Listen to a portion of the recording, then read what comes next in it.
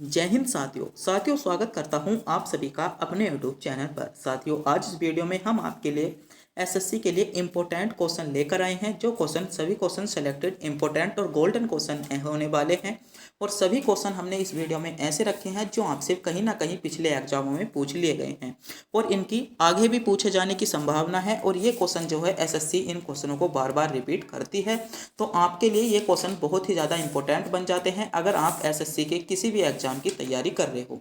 आज के जो क्वेश्चन है वे आपके लिए एसएससी एमटीएस के साथ साथ सभी एसएससी एग्जाम के लिए इंपॉर्टेंट क्वेश्चन और सेलेक्टेड क्वेश्चन होने वाले हैं, तो इस वीडियो को पूरा ध्यान से जरूर देखिएगा। तो बिना टाइम गवाए करते हैं वीडियो को स्टार्ट। आपका पहला क्वेश्चन है, भारत में राज्य के महाधिवक्ता की नियुक्ति कौन करता है? ऑप्शन है आपके भारत का राष्ट्रपति, भारत का मुख्यमंत्री, या राज्य का मुख्यमंत्री, राज्य का राज्यपाल, या आपका भारत के मुख्य न्यायाधीश। तो क्वेश्चन आपके लिए इंपॉर्टेंट बन जाता है। क्वेश्चन नंबर पहला ही के महाधिवक्ता की नियुक्ति कौन करता है? देख सकते हैं आप एसएससी सीजीएल आपका 7 मार्च 2023 को क्वेश्चन पूछ भी लिया गया है। तो भारत का जो महाधिवक्ता होता है इसकी नियुक्ति कौन करता है? तो आपका मेरे प्यारे साथियों भारत का राज्यपाल भारत के महाधिवक्ता की नियुक्ति करता है, यानी सी विकल्प के साथ आपका सही जवाब होगा। आज का मेरे प्यारे साथियों प्रत्येक क्वेश्चन आपके लिए गोल्डन क्वेश्चन होने वाला है, तो इस वीडियो को ध्यान से जरूर देखिएगा क्योंकि सभी क्वेश्चन आपके लिए सेलेक्टेड हमने इसमें वीडियो में रखे हैं। अगला क्वेश्चन है आपका, HDFC बैंक का मुख्यालय किस शहर में स्थित है? ऑप्शन आपके बेंगलोर में, पटना में, दिल्ली में, मुंबई में। बताइए HDFC बैंक का मुख्यालय HDFC बैंक का मुख्यालय आपका किस शहर में स्थित है? ये क्वेश्चन आपसे पूछा गया है। तो मेरे प्यारे साथियों वैसे तो अधिकांश जो बैंक होती हैं उनके मुख्यालय कहाँ ऊपर होते हैं? आपके मुंबई में ही होते हैं। अगर आपको आपकी बैंक का मुख्यालय याद नहीं आ रहा है तो आप जो लगा पाएंगे मुंबई ही लगाना, अधिकांश क्वेश्चन आपके सही रहते हैं। मगर कुछ आपके बैंक हैं, एक आपने सुना होगा इलाहाबाद बैंक, इलाहाबाद बैंक आपने सुना होगा और इसका अधिकांश बच्चे गलत कर पाते होंगे क्योंकि आपने सुना होगा इलाहाबाद बैंक, तो आप इसका मुख्यालय जो लगा पाएंगे इलाहाबाद लगा पाएंगे, जो कि आपका बिल्कुल गलत जवाब है। इलाहाबाद बैंक का मुख्यालय जो है आपका कहाँ पर है? कोलकाता में है, आपको ध्यान रखना होगा। कौन सी? इलाहाबाद बैंक का मुख्यालय आपको इलाहाबाद में नहीं लगा पाना है, इलाहाबाद बैंक का मुख्यालय आपका कोलकाता में है। बात कर लेते हैं कैनरा बैंक की, तो कैनरा बैंक का मुख्यालय आपका कहाँ पर है? बेंगलोर में है। और पंजाब नेशनल बैंक का मुख्यालय जो है आपका नई दिल्ली में है। तो इन तीन बैंकों को छोड़कर अधिकांश बैंकों का जो मुख्यालय है वह आपका कहाँ पर है? आपका मुंबई में ही देखने को मिल जाता है। तो पहला कौन सा हो जाएगा? इलाहाबाद बैंक। इलाहाबाद बैंक का मुख्यालय आपका कोलकाता में, कैनरा बैंक का मुख्यालय आपका बेंगलोर में, और आपका पंजाब नेशनल बैंक का मुख्यालय आपका नई दिल्ली में है। तो HDFC बैंक का मुख्यालय पूछा गया था आपका मुंबई, इसमें सही जवाब होगा। अगला क्वेश्चन है, निम्नलिखित में से कौन सा ज्वलनशील पदार्थ एक उदाहरण नहीं है? ज्वलनशील पदार्थ का उदाहरण नहीं है। एसएससी एमटीएस आपका 19 मई 2023 को क्वेश्चन पूछ लिया गया है कि ज्वलनशील जो आपके ज्वलनशील जो पदार्थ होते हैं उसका उदाहरण नहीं है। तो ज्वलनशील पदार्थ का उदाहरण आपका इनमें से कौन सा नहीं है? LPG गैस, कांच, पेट्रोल या एल्कोहल। तो ये जो होते हैं सभी आपके ज्वलनशील के उदाहरण हैं। इसमें कांच जो है वह आपका नहीं है, कांच जो है वह आपका ज्वलनशील पदार्थ का उदाहरण नहीं है, यानी बी विकल्प के साथ इसमें आपका बिल्कुल करेक्ट जवाब हो जाएगा। अगला क्वेश्चन देखते हैं। अगला क्वेश्चन है, निम्नलिखित में से कौन सा विकल्प संघ सी लेटरेट से संबंधित है? एसएससी स्टेनो आपका 2023 में ये क्वेश्चन पूछ लिया गया है, तो आपके लिए बहुत ही ज़्यादा सेलेक्टेड होने वाला है। अगर आप किसी भी एसएससी एग्जाम की तैयारी कर रहे हो तो आपको इस क्वेश्चन का आपको पता होना चाहिए। तो इसका विकल्प क्या होगा? ओरेलिया। इसका डी विकल्प के साथ आपका बिल्कुल करेक्ट जवाब होगा। तो ओलेरिया आपका क्या हो जाएगा? इसका संबंधित होगा। ओलेरिया को जो जानते हैं हम, आपने सुना होगा एक जेलीफिश, जेलीफिश के नाम से इसी को जाना जाता है, यानी डी विकल्प के साथ आपका सही जवाब हो जाएगा। अगला क्वेश्चन है आपका, मिशन इंद्रधनुष भारत सरकार की एक पहल से के साथ जुड़ा हुआ है। एसएससी सीजीएल 2020 में क्वेश्चन पूछा गया है।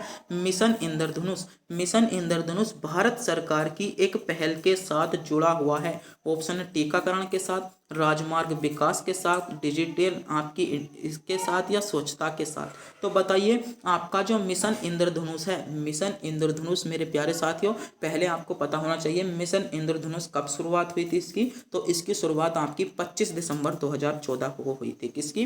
मिशन इंद्रधनुष की शुरुआत आपकी 25 दिसंबर आपकी 2014 को हुई थी।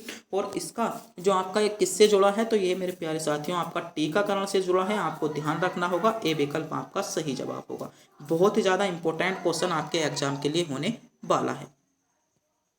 अगला क्वेश्चन है, किस बकरी या किस बकरियों के अंतरिम फर पर पश्मी शॉल नामक आपका महीन शॉल में बुना जाता है? ऑप्शन आपके, किस बकरियों के अंतरिम पर को पश्मीना शॉल नामक महीन शॉल में बुना जाता है? ऑप्शन है कश्मीरी बकरी, जापानी बकरी, अल्पाइन बकरी या बोअर बकरी। तो कौन सी बकरी हो जाएंगी? एसएससी एमटीएस में क्वेश्चन आपको देखने को मिला था 2021 में। तो कौन सी बकरी हो जाएगी? कश्मीरी बकरी इसमें ए विकल्प के साथ आपका बिल्कुल करेक्ट जवाब होगा, जिन बच्चों ने विकल्प ए को चुना है।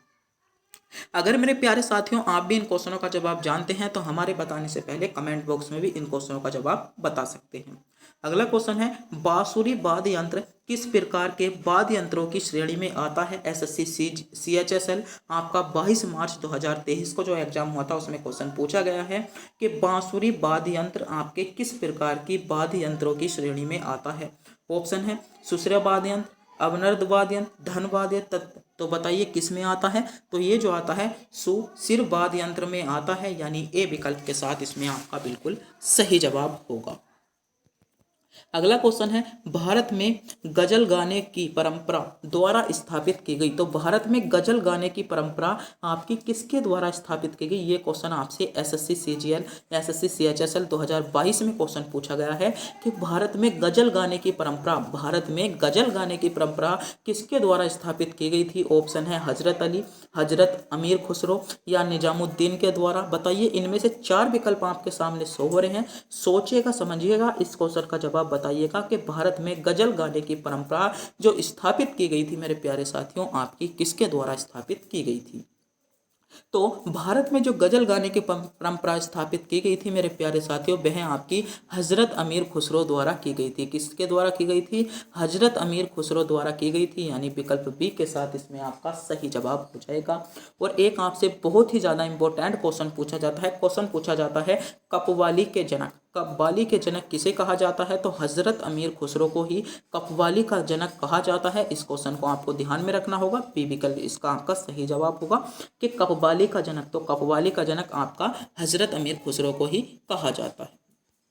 अगला क्वेश्चन देखते हैं। अगला क्वेश्चन है आपका, उस्ताद जाकिर हुसैन एक भारतीय तबला वादक थे, इनके पुत्र हैं। ऑप्शन है आपका अमजद अली खान, इमरत खान, फयाज खान या उस्ताद उल्ला खान। तो बताइए आपके उस्ताद जाकिर हुसैन, तो उस्ताद जाकिर हुसैन के पुत्र कौन है? तो आपके उस्ताद आपका अल्लाह रखा, कौन? अल्लाह रखा नहीं होगा, यहाँ पर अल्लाह खां होगा, यानी डी विकल्प इसमें आपका सही जवाब होगा। अगला क्वेश्चन है, क्वेश्चन इंपोर्टेंट है, भारतीय संविधान का अनुच्छेद 72, भारतीय संविधान का अनुच्छेद 72 क्षमादान आदि और कुछ मामलों में सजा को निलंबित, परिहार और लघुकरण करने की शक्ति से संबंधित है। आपका ऑप्शन है, आपसे पूछा गया था, ऑप्शन है प्रधानमंत्री से, आपके राष्ट्रपति से या राज्यपाल से या मुख्यमंत्री से। क्वेश्चन है, ध्यान से पढ़िएगा। भारतीय संविधान का अनुच्छेद 72 जो है क्षमादान के संबंध में है, जो मामलों को निलंबित, परिहार और लघुकरण कर सकता है। इसकी शक्ति जो है किससे संबंधित है, यानी कौन से व्यक्ति से आपकी संबंधित है क्षमादान करने की? क्षमादान आपका कौन कर सकता है? तो क्षमादान कौन करता है? आपका भारत के राष्ट्रपति करते हैं, यानी सी विकल्प के साथ इसमें आपका बिल्कुल करेक्ट जवाब हो जाता है। अगला क्वेश्चन देखते हैं। अगला क्वेश्चन है, उत्तर वैदिक काल में निम्नलिखित में से कौन सा वर्ण मुख्य रूप से खेती, पशुपालन और व्यापार जैसे काम करता था? एसएससी सीजीएल 25 जुलाई 2023 को आपसे क्वेश्चन पूछा गया है कि उत्तर वैदिक काल में ऐसा कौन सा वर्ण था जो मुख्य रूप से आपका पशुपालन, खेती और व्यापार जैसा व्यवहार करता था? तो कौन सा वर्ण था? आपका वह वर्ण था वेश्य। वेश्य एक ऐसा वर्ण था जो उत्तर वैदिक काल में आपका पशुपालन और व्यवहार जैसा व्यापार करता था, यानी सी विकल्प के साथ इसमें आपका, यानी बी विकल्प वेश्य के साथ इसमें आपका सही जवाब हो जाएगा। अगला क्वेश्चन है, बौद्ध स्थापत्य कला के स्मारकों में प्रार्थना कक्षाओं को कहा जाता है। तो बौद्ध स्थापत्य कला के स्मारकों में प्रार्थना कक्षा को कहा जाता है? एसएससी एमटीएस 2022 और आपका 2023 दो बार क्वेश्चन पूछा गया है और आपके लिए इस बार भी एसएससी एमटीएस के लिए क्वेश्चन इंपॉर्टेंट है कि बौद्ध स्थापत्य के स्मारकों को प्रथम कक्षा को क्या कहा जाता था? तो मेरे प्यारे साथियों, चैत्य गृह कहा जाता था। ए विकल्प के साथ इसमें आपका बिल्कुल सही जवाब हो जाता है। अगला क्वेश्चन देखते हैं। अगला क्वेश्चन है, निम्नलिखित में से कौन सी अंतर्राष्ट्रीय सीमा सबसे लंबी है? एसएससी सीएचएसएल आपका 2023 में क्वेश्चन पूछा है। क्वेश्चन है भारत बांग्लादेश की, भारत पाकिस्तान की, भारत म्यांमार या भारत चीन की। तो निम्नलिखित में से कौन सी ऐसी अंतर्राष्ट्रीय सीमा है जो सबसे लंबी है? तो सबसे लंबी सीमा की जो लंबाई है वह कितनी है आपकी? 4096 में है। 4096 और किसकी है? बांग्लादेश की। तो बात करते हैं भारत के जो कितने राज्य ऐसे हैं जो बांग्लादेश के साथ सीमा साझा करते हैं।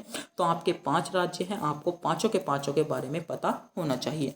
जैसे पहला हो जाएगा आपका पश्चिम बंगाल, दूसरा हो जाता है आपका मिजोरम, तीसरा हो जाएगा मेघालय, चौथा हो जाता है त्रिपुरा और पांचवा हो जाएगा आपका असम। तो क्वेश्चन आपसे पूछा गया था, निम्नलिखित में से कौन सी अंतर्राष्ट्रीय सीमा सबसे लंबी है? भारत बांग्लादेश की है, जिसकी कुल लंबाई आपकी 4096 है। और बात करते हैं बांग्लादेश से भारत के कितने राज्य लगते हैं? 5 राज्य लगते हैं, पश्चिम बंगाल, मिजोरम, आपका मेघालय, त्रिपुरा और असम। इन क्वेश्चनों के साथ आपका ध्यान रखना होगा, मगर इसका जो सही जवाब है ए विकल्प के साथ आपका बिल्कुल करेक्ट जवाब है। अगला क्वेश्चन देखते हैं। अगला क्वेश्चन है, निम्नलिखित में से कौन सा विश्व का दूसरा सबसे बड़ा महासागर है? विश्व का दूसरा सबसे बड़ा महासागर, ऑप्शन है हिंद महासागर, अटलांटिक महासागर, प्रशांत महासागर या आर्कटिक महासागर। तो डीपी कांस्टेबल आपका 2020 में क्वेश्चन पूछा गया है, निम्नलिखित में से कौन सा विश्व का दूसरा सबसे, तो पहला सभी को होता है, पहला जो है प्रशांत महासागर है, मगर आपसे पूछा गया है दूसरा। तो मेरे प्यारे साथियों, दूसरा जो सबसे बड़ा महासागर है वह है आपका अटलांटिक महासागर। विश्व का दूसरा सबसे बड़ा महासागर है, यानी बी विकल्प के साथ इसमें आपका सही जवाब हो जाता है। आपसे एक बहुत इंपॉर्टेंट क्वेश्चन पूछा जाता है कि अंग्रेजी वर्णमाला एक्स के आकार का कौन सा महासागर है? तो ये भी आपका अटलांटिक ही महासागर है। आपको ध्यान रखना होगा, बी विकल्प इसमें आपका सही जवाब होगा। अगला क्वेश्चन है, फ्लेमिंग के दाएं हाथ के नियम का प्रयोग किसकी दिशा पता लगाने के लिए किया जाता है? ऑप्शन है प्रवृत्ति धारा, दिष्ट धारा, प्रेरित धारा, वास्तविक धारा। तो फ्लेमिंग के जो दाएं हाथ का नियम है का प्रयोग किसकी दिशा का पता लगाने के लिए हम करते हैं? जो आपका फ्लेमिंग है उसके दाएं हाथ का जो नियम है किसकी धारा के लिए? तो प्रेरित धारा का पता लगाने के लिए करते हैं। सी विकल्प आपका सही जवाब हो। अगला क्वेश्चन है आपका, विद्युत द्विध्रुव का कुल आवेश कितना होता है? बहुत ही ज़्यादा सिलेक्टेड क्वेश्चन एसएससी एमटीएस के साथ साथ सभी एसएससी एग्जामों में कि विद्युत द्विध्रुव का आपका कुल आपका आवेश कितना होता है? तो इस पर 0 आवेश होता है, ध्यान रखना होगा आपको। सी विकल्प आपका इसमें बिल्कुल सही जवाब होगा। अगला क्वेश्चन देखते हैं। अगला क्वेश्चन है, इनमें से कौन सा पंचवर्षीय योजना के लक्ष्यों में से एक नहीं है? तो वैश्वीकरण नहीं है, आपको ध्यान रखना होगा। ए विकल्प इसमें आपका सही जवाब। अगला क्वेश्चन है, फोर्ट विलियम कॉलेज की स्थापना किसके द्वारा की गई थी? इंपॉर्टेंट सेलेक्टेड और गोल्डन क्वेश्चन आपके लिए होने वाला है, इस क्वेश्चन को नोट कर लेंगे, स्क्रीनशॉट ले लीजिएगा। क्वेश्चन है, पोर्ट विलियम कॉलेज की स्थापना किसके द्वारा की गई? तो पोर्ट विलियम कॉलेज जो स्थापना की गई थी बेले जली द्वारा की गई थी? किसके द्वारा? बेले जली द्वारा आपकी पोर्ट विलियम कॉलेज की स्थापना की गई, यानी विकल्प बी के साथ इसमें आपका सही जवाब होगा। अगला क्वेश्चन है, चेंचस अनुसूचित जाति भारत के किस राज्य में निवास करती है? एसएससी सीएचएसएल में आपका 2020 में क्वेश्चन पूछा गया था। ये जो निवास करती है आपकी तेलंगाना में करती है। आपको ध्यान क्या रखना होगा, इसमें डी विकल्प आपको ध्यान रखना होगा। अगला क्वेश्चन है, भारतीय संविधान के 100वें संशोधन को मंजूरी निम्नलिखित में से किस भारतीय राष्ट्रपति ने दी थी? तो भारत में जो 100वां आपका हुआ था, पहले तो आपको पता होना चाहिए 100वें संशोधन की मंजूरी किसने दी थी? तो आपकी प्रणब मुखर्जी ने दी थी। प्रणब मुखर्जी आपका सी विकल्प के साथ इसमें आपका सही जवाब होगा। अगला क्वेश्चन है, किस नियम को जड़त्व का नियम कहा जाता है? ऑप्शन है न्यूटन के गति का पहला नियम, न्यूटन के गति का दूसरा नियम, केपलर का नियम या आपका आर्किमिडीज का नियम सिद्धांत। तो बताइए, एसएससी सीएचएसएल आपका 14 मार्च 2023 को क्वेश्चन पूछा गया है कि किस नियम को जड़त्व का नियम कहा जाता है? तो मेरे प्यारे साथियों, जड़त्व का नियम न्यूटन के प्रथम नियम को कहा जाता है, आप सभी को पता होगा, यानी ए विकल्प इसमें आपका सही जवाब है। अगला क्वेश्चन है, निम्नलिखित में से कौन सी एक अधातु है जो विभिन्न रूपों में पाई जाती है, लिथियम, पोटेशियम, कार्बन या पारा। तो एसएससी में आपसे क्वेश्चन पूछा गया है, क्वेश्चन है कि निम्नलिखित में से कौन सी ऐसी अधातु है जो विभिन्न आपके रूपों में पाई जाती है। तो वह धातु है आपकी कार्बन। सी विकल्प आपको ध्यान रखना होगा, सी विकल्प इसमें आपका सही जवाब होगा। तो ये जो क्वेश्चन थे मेरे प्यारे साथियों, आज के 25 क्वेश्चन आपके लिए इंपॉर्टेंट थे, जो आपके SSC MTS, SSC CGL, SSC GD, SSC CPO के साथ साथ सभी एसएससी एग्जाम के लिए इंपॉर्टेंट क्वेश्चन होने वाले थे। तो अगर आपको वीडियो अच्छी लगी हो, वीडियो को लाइक, चैनल पर नए हो चैनल को सब्सक्राइब और अपने दोस्तों के पास वीडियो को शेयर करना ना भूलें। तब तक के लिए मिलते हैं अगली वीडियो।